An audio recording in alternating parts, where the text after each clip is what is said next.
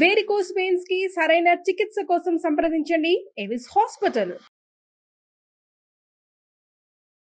నమస్తే రమగారు. నమస్తే జయ. రమగారు, మీరు నిన్న ఒక చిన్న ట్రిప్ వేసి వచ్చినట్టున్నారు. Small trip. ఎక్కడికి వెళ్ళారు? ఏమేమి చూశారు?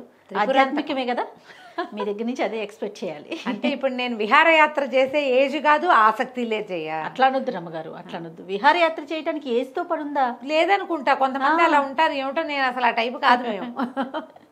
రైట్. మీరైతే ఆధ్యాత్మిక యాత్ర ఎక్కడికి వెళ్ళారండి? త్రిపురాంతకం వెళ్ళాను జయ. ఎంత దూరము మనకి? బాగానే 300. అబ్బా, 300 ఉంది. 300 దగ్గర ఉంది. ఈ త్రిపురాంతకం ఎన్నేళ్ల క్రితం నుంచో తెలుసు మాకు. దాదాపుగా 20 ఏళ్ల పైమాట. మా మరిది గారు గుంటూరు వేద పాఠశాలలో ఉన్నప్పుడు వాళ్ళు అక్కడికి త్రిపురాంతకం అమ్మవారి దేవాలయంలో ఒక ఇది చేశారు ప్రోగ్రాం.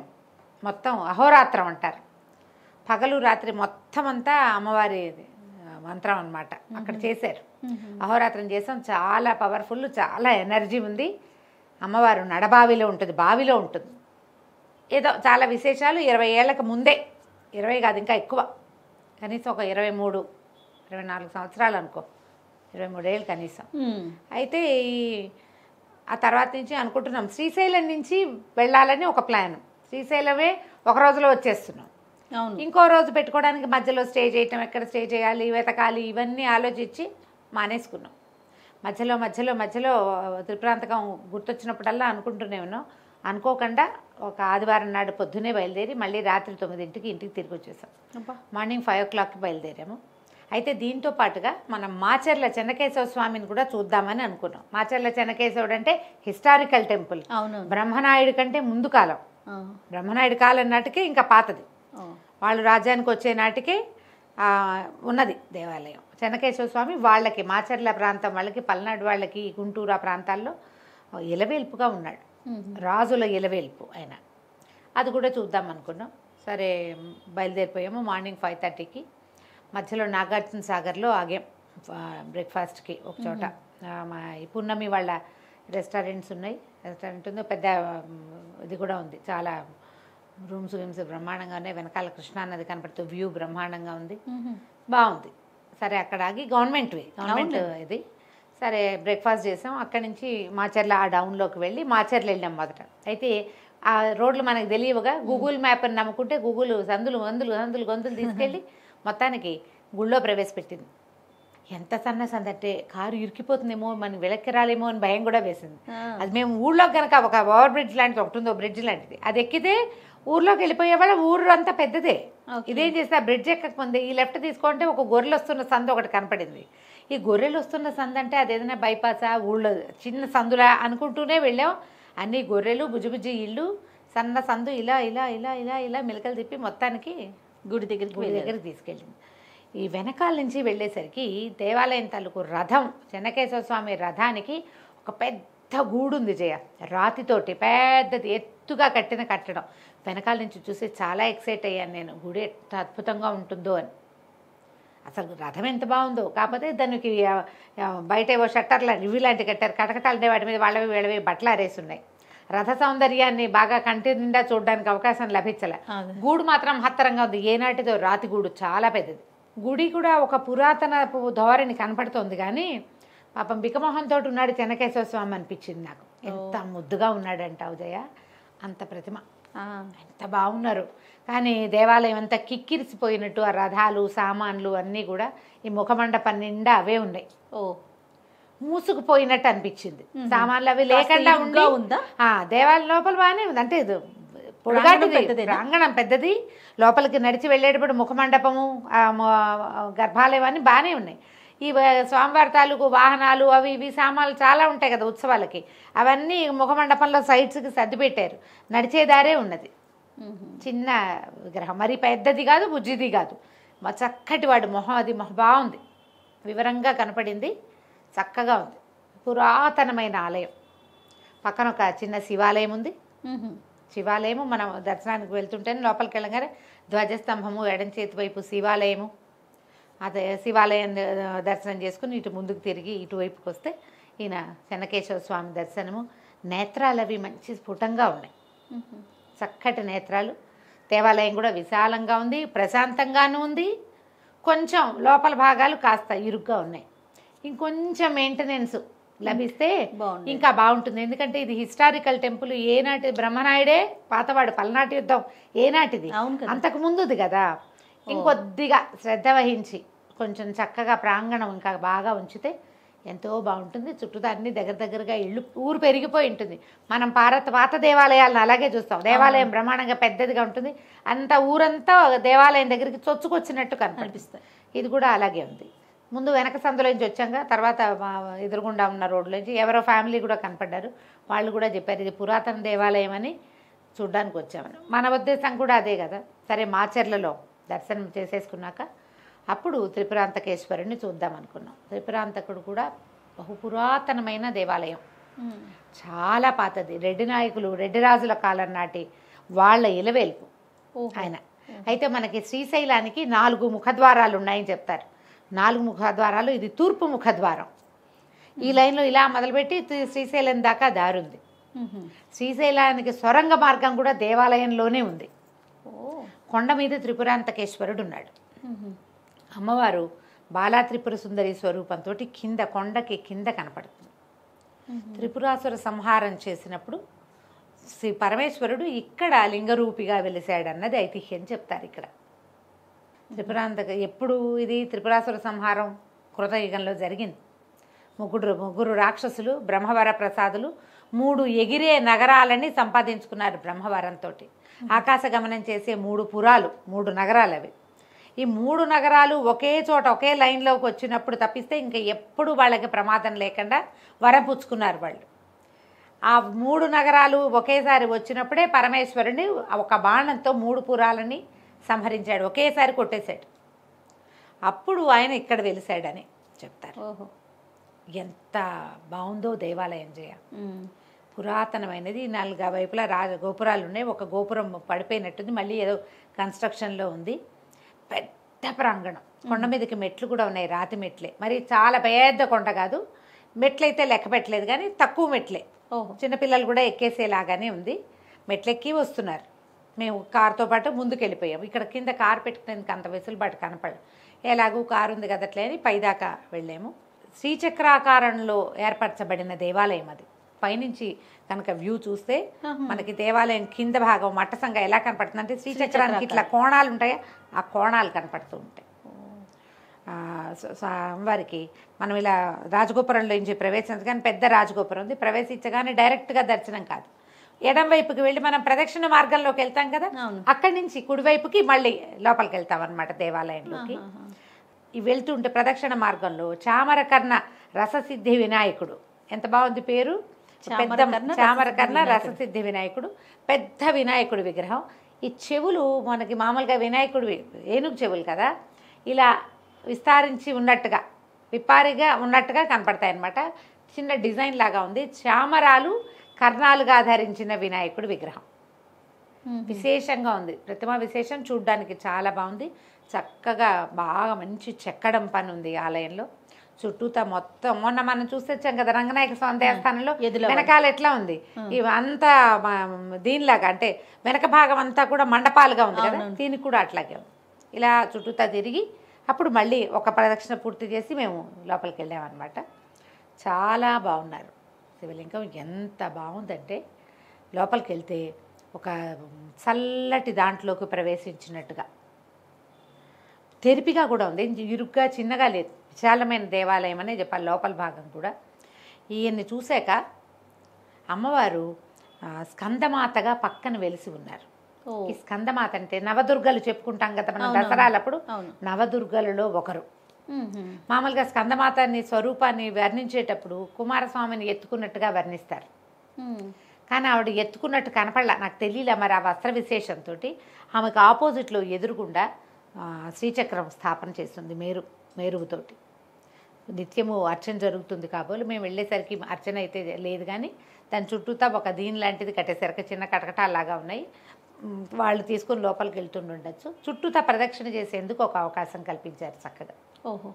మహా బాగుంది. ఈ లోపలికి వెళ్తే అయ్యవారి దగ్గర మేము అభిషేకాలు అవకాశాలు కూడా ఉన్నాయి, కానీ అర్చన చేయించుకున్నాం మేము. ఓకే. పక్కన నగరేశ్వర స్వామిది ఒక శివలింగం కూడా ఉన్నది లోపల. ఈ మన త్రిపురాంతకేశ్వర స్వామివారికి శివలింగానికి పైన చిన్న గుంట లాంటిది ఉంది. ముందేదో కొంచెం కవచం లాంటిది పెట్టారు, దాంట్లో తడి గంగ ఊరుతూ ఉంటుంది. ఆ నీరు తీసి చల్లారు మీద.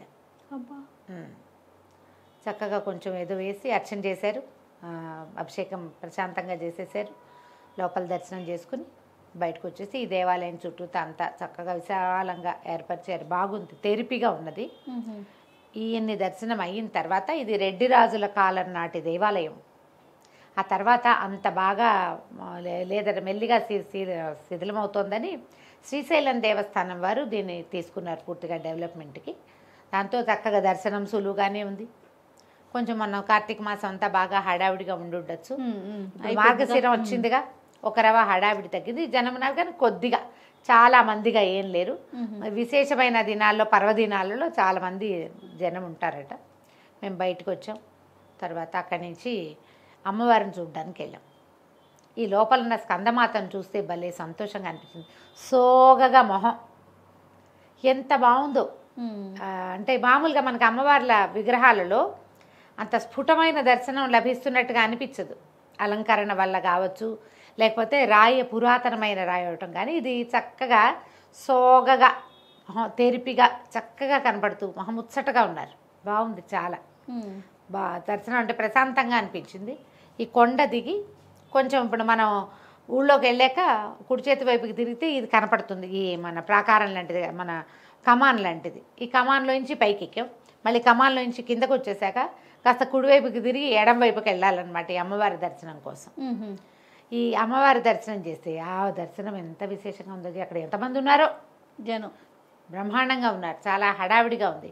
అక్కడ కదంబ వృక్షం అని ఒక వృక్షం పెట్టారు, ఒక చెట్టు ఉంది. కదంబ వృక్షాలు ఇక్కడ ఎక్కువ ఉండేవట. ఆ చెట్లు కాశీలో మాత్రమే ఉంటాయి ఇంత విరివిగా, ఇక్కడ ఉన్నాయని రాశారు అక్కడ. కదంబ వృక్షం అన్నారు కానీ మనం మామూలుగా కదంబ వృక్షం చూస్తాం చూడు, పసుపచ్చవి గుండ్రటి పువ్వు ఇట్లా కుచ్చుగా ఉండే బంతిలాగా ఉండే పువ్వు. ఆ చెట్టు అయితే కాదు, అది ఆ చెట్టు కాదు. కానీ కదంబ వనము, కదంబ వృక్షం అనే రాశారు. చుట్టూతా చిన్న గట్టల్లే కట్టి ఒక చిన్న అమ్మవారి ప్రతిమ ఒకటి అక్కడ పంచ పడగల నాగేంద్రుడు ఉన్న కింద ఉన్న అమ్మవారి విగ్రహం ఒకటి ప్రతిష్టగా సాధారణంగా పెట్టారు. చెట్టు చుట్టూతా అందరూ ముగ్గులు గిగులు వేసి ముచ్చటగా చేశారు. మీదకి ఎక్కేయకుండా ప్రదక్షిణం చేసుకునేందుకు ఒక వీలుగా పెట్టారు. ఆ ప్రాంతంలో ఇదివరకు ఈ చెట్లు ఎక్కువ ఉండేవి. కదంబ వనవాసినిగా చెప్తారు అమ్మవారిని. ఇప్పుడు ఆయనేమో కొండ మీద ఉన్నాడా, ఈ అమ్మవారిట కిందకి వెళ్ళాలి గోతులోకి, బాగా కింద. కనీసం 9 మెట్లు దిగితే గానీ మనకు ఆ దర్శనం అవ్వదు. భూమట్టం నుంచి కిందకు ఉంది అది, చాలా కిందకే. మనం దర్శనానికి గర్భగుడి దగ్గరికి కొన్ని మెట్లు దిగాలి లోపలికి. మళ్ళీ అక్కడి నుంచి దేవాలయం లోపలికి వెళ్ళాక కూడా మళ్ళీ మెట్లు ఇంకా కింద ఉంది. బావి పెట్టది, బావి నుయ్యి, నడబావి అంటారట దాన్ని.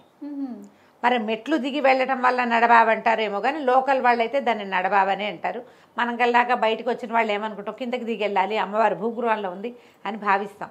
కానీ నడబావిగానే అక్కడ చెప్తారు. ఈ లోపలికి దిగి వెళ్ళాక జనం ఉన్నారు బాగా.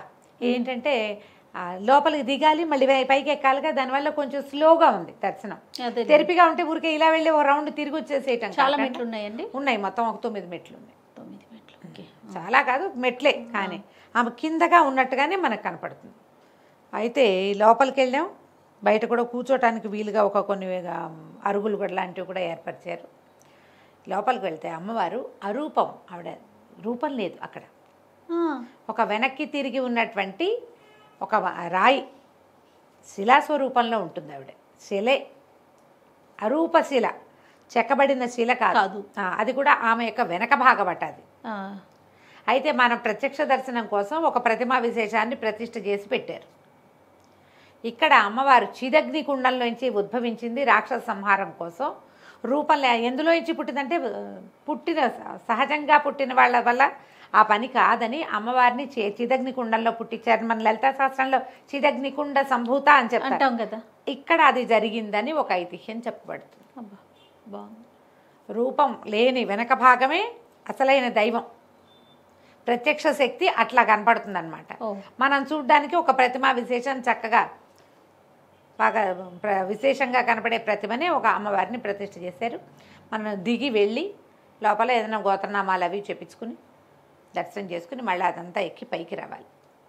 అయితే ఇక్కడ దేవాలయంలో ఇంకొక విశేషం ఏముందంటే దశమహావిద్యల్లో ఒక మహావిద్యగా చెప్పబడే చిన్నమస్తాదేవి ఇక్కడ ఉంది. వాళ్ళు చిన్మస్త అని రాశారు 3 చోట్ల చిన్మస్త కాదు, ఆవిడ చిన్నమస్త, తెంపబడిన మెడగలిగినది. దశమహావిద్యలు ప్రత్యేకమైనవి, మనకు తెలియదు కదా, అవునవును, అర్థం కాదు కూడా జయ. దాంట్లో ఒక ప్రత్యేకమైన స్వరూపం ఏంటంటే ఆవిడ వ్యాహ్యాళ్ళకి వెళ్ళిందని అమ్మవారు, ఆమెకి జయ విజయ అని 2 చెలికత్తెలు ఉన్నారట. దాహం వేస్తుందంటే అక్కడెక్కడా నీరు లేదని అమ్మవారు తన మెడని తెగటార్చి రుధిరధారలు రక్తధారలు ఇట్లా బయటకు వచ్చినట్టుగా కనపడతాయి. ఆ రక్తధారలు పానం చేశారు వాళ్ళిద్దరూ, జయ విజయ. 3వ రక్తధారని అమ్మవారి శిరసే పానం చేసినట్టుగా ఉంటుందట. ఆ శక్తి మహా పవర్ఫుల్. చిన్నమస్త మహా అద్భుతమైన శక్తి కలిగింది. మామూలుగా మనం ఎవరం అవేం చదువుకోం జయ. అవునండి, తెలీదు అసలు మీరు చెప్పేవారు. చాలా ప్రత్యేకమైన శక్తి. దశమహావిద్యల్లో ఒక విద్య ఆమె. ఆ విద్యా స్వరూపం ఇక్కడ కనపడింది. చాలా మంచి దర్శనాలు అయినా. అమ్మవారికి కుడి చేతి వైపుగా ఉంది. ఇక్కడ మంచి హోమాలు అవి జరుగుతాయి. పూర్వకాలమట ఇక్కడ జంతు బలులు చేసేవాళ్ళు. మనం దిగి వెళ్తుంటే ఇంకా లోపలికి వెళ్ళకుండా గర్భము క్యూ లైన్లోకి వెళ్తుంటేనే కుడివైపు ఒక ఇంత పెద్ద రాతి పాత్ర లాంటిది కనపడుతోంది. ఒక పెద్ద బండ ఇట్లా నిలువుగా పాతి పెట్టబడిన బండ ఉంది. దానికి చక్కగా పసుపు రాసి బొట్లు పెట్టారు. ఈ పాత్ర లాంటిది ఉంది కదా, తొట్టె లాంటిది, దానికి కూడా బొట్లు పెట్టారు. గోడ మీద రాశారు జంతు బలులు నిషేధించడమైంది, 3 నెలల జైలు శిక్ష, ఇక్కడ జంతు బలి ఇవ్వకూడదు అని. అంటే పూర్వం ఇచ్చేవాళ్ళేమో. తర్వాత నేను కనుక్కుంటే నాకు తెలిసింది ఆ రాతి పాత్రట ఎంత నెత్తురు పోసినా నిండేది కాదట. ఓహో, కుంకుమ పోస్తుంది ఇప్పుడు, అందులో కుంకుమ ఉంది. మానేశారు బలులు. ఏదైనా ఏర్పరచుంటారు అమ్మవారికి, కూష్మాండ బలి అలాంటిది ఏదైనా చేసి ఉంటారు. ఏ సమయంలో ఇది మార్చారు అనే క్లారిటీ నాకు లభించాలి. అక్కడ పెద్దగా అయ్యవార్లతో వాళ్ళు మంచి హడావిడిగా ఉన్నారు, ఆదివారం కదా, జనం ఎక్కువగా ఉన్నారు. ఎవరితోటైనా మాట్లాడితే నేను ఆ వివరం చూసేదాన్ని, తెలియలా నాకు. అయితే ఈ చిన్నమస్తాదేవికి వెనకాల నుంచి అటు వెనక భాగం వరకు అన్ని వీరుళ్ళ ప్రతిమలు. వీరులు ప్రతి వాళ్ళు ఇట్లా కత్తితోటి పొడుచుకుంటున్నట్టు ఇక్కడ ఇట్లా కత్తులు వీరులు ఉన్నాయి. ఎందుకంటే వీరుళ్ళ పూజలు జరిగేవట ఇది వరకు అక్కడ. ఈ అమ్మవారి దగ్గర తమ భక్తిని చేయడానికి స్వయంగా తమని తాము బలిచ్చుకున్న వీరులు చాలా మంది ఉన్నారట. మనం వీళ్ళ నాయనార్ల కథలు చెప్పుకుంటామా, ప్రాణత్యాగానికైనా ఒడబడేటువంటి భక్తి, అలాంటి భక్తి ప్రపత్తులు కలిగిన వాళ్ళు ఆ కాలంలో ఉండేవాళ్ళేమో. ఎన్ని ప్రతిమలు ఉన్నాయో అక్కడ, ఎన్నో ప్రతిమలు, బోల్డు ఈ ప్రతిమలు. అక్కడి నుంచి ఈ చిన్నమస్తాదేవిది కూడా ఒక ప్రతిమ, శిరస్సు లేని ప్రతిమ, ముందుకి శిరస్సు ఉన్న ప్రతిమ. 2 జయ విజయ, 2 పక్క పక్కన నిలబడ్డట్టు ఇంతంత బొమ్మల రూపాలలో వెనక్కి కనపడుతూ ఉన్నారనమాట. మొత్తం పసుపు రాసి బొట్లు పెట్టారు, ప్రత్యేకంగా కనపడేటట్టు చిన్మస్త అని పెట్టారు. చిన్నమస్త, చిన్నము అంటే తెప్పబడింది. ఆమె కూడా ప్రత్యేకమైన పూజా విధానం జరుగుతుంది అక్కడ. ఇది కూడా చూసాం.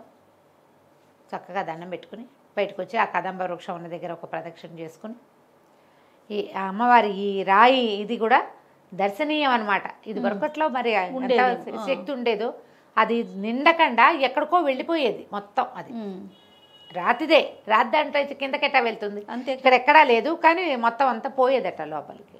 అదొకటి చాలా విశేషంగా అనిపించింది. సరే అది చూసుకుని బయటకు వచ్చాం. త్రిపురాంతకానికి ఒక నమస్కారం పెట్టుకున్నాం. కొండ మీద నుంచి కనపడుతుంటాడు అయ్యవారు. ఇంకో పక్క కొండ మీద కూడా వీరభద్రుడు కాలభైరవుడు దేవాలయం ఉందట. అది తెలియలే మాకు అక్కడ, మేమైతే వెళ్ళాలా. రాత్రి ఎవరో ఫ్రెండ్స్కి నేను ఇలా వెళ్ళానని పెడితే ఇంకో కొండ మీద కూడా వీరభద్రుడి గుడి ఉంది, చూసి రాలేదా అన్నారు. అక్కడికి వెళ్ళాల. ఇంకోసారి మళ్ళీ వస్తానని చెప్పాను నేను. ఇక అప్పుడు చూద్దాం. ఈ మన త్రిపురాంతకేశ్వర స్వామివారి దేవస్థానంలో ఒక చీకటి గది అని ఒకటి ఉంది. సొరంగ మార్గం ఉంది జయ అక్కడి నుంచి. ఎక్కడి నుంచి అండి? శ్రీశైలమేనా? త్రిపురాంతకం నుంచి శ్రీశైలానికి సొరంగం ఉందట. ఆ లోపలికి వెళ్తే అన్ని ఇవి ఉంటాయి, మన మొసళ్ళు కాదు వాటిని ఏమంటారు, మన ఈ చీకట్లో తిరుగుతుంటాయి కదా, గుడ్ల గుబ్బలు కాదు, గబిలాలు.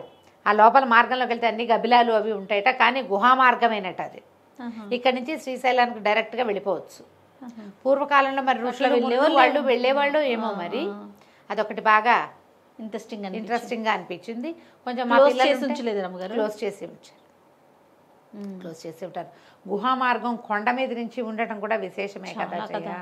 చాలా విశేషం. మరి అయ్యవారు పవర్ఫుల్గా తెలుస్తున్నాడు, అమ్మవారి పవర్ అసలు చెప్పద్దు, ఆ, చాలా బాగుంది. అద్భుతమైన దర్శనాలు ఈ చేసుకొచ్చారు. రెండు కూడా చాలా అద్భుతమైన దర్శనాలు, విశేషమైనది. పైగా ఇక్కడి నుంచి వెళ్తే శ్రీశైలం వెళ్ళిపోవటం ఒకటే దారి. అదే అదేలేండి. మామూలుగా మన రోడ్డు మీద పడి వెళ్ళిపోయినా శ్రీశైలానికి వెళ్ళిపోతాం. చాలా మంది శ్రీశైలం నుంచి వస్తున్న వాళ్ళు కనపడ్డారు, లేదా ఇక్కడ నుంచి శ్రీశైలం వెళ్తున్న వాళ్ళు కూడా సుమారు కనిపించారు. ఎన్ని కిలోమీటర్స్ ఉంటుందంటారు అమ్మగారు? అంత స్పష్టంగా చూడలేదు కానీ ఒక 100 కిలోమీటర్లు ఉంటుంది జయ.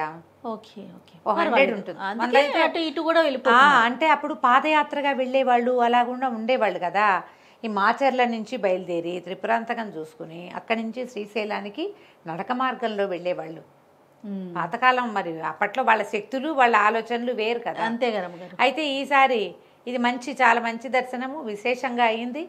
ఎక్కడ పెద్దగా అర్చనల హడావిడ్లు అవి మేము పెట్టుకోలేదు, ఎందుకంటే మేము వెళ్ళేసరికి 11 అయిపోయింది కదా. అదేలేండి. ఇద్దరిని పూర్తి చేసుకుని మళ్ళీ వెనక్కి తిరుగుటపా బయలుదేరాలి కాబట్టి మేము ఇలా చేసాం. ఒకవేళ హైదరాబాద్ నుంచి, గుంటూరు నుంచి, పెదవాడి నుంచి ఎవరైనా ఇలా వెళ్ళి వచ్చేసేయచ్చు. పొద్దున రాత్రి 9 చేరిపోయాం మేము. మధ్యలో ఫుడ్కి ఆగాము, ఓసారి టీ తాగడానికి ఆగాము, అంతే. ఒక అరగంట 30 గంట పోయిందనుకో ఈ సందట్లో, 1 గంట పోయిందనుకో, మిగిలిన టైంలో డ్రైవ్ వచ్చేసాం, వెళ్ళి రావచ్చు. కాబట్టి ప్రత్యేకమైన దర్శనము. త్రిపురాంతకేశ్వరుణ్ణి చూడవలసిన దైవంగా మనం చెప్పాలి తప్పకుండా. ఒక పైన కొండ మీద అయ్యవారు ఉండటం, కొండ కింద అమ్మవారు ఉండటం, ఇద్దరిని ఏకకాలంలో దర్శించే అవకాశం కూడా మనకి లభించడం. ఇద్దరు పవర్ఫుల్లే.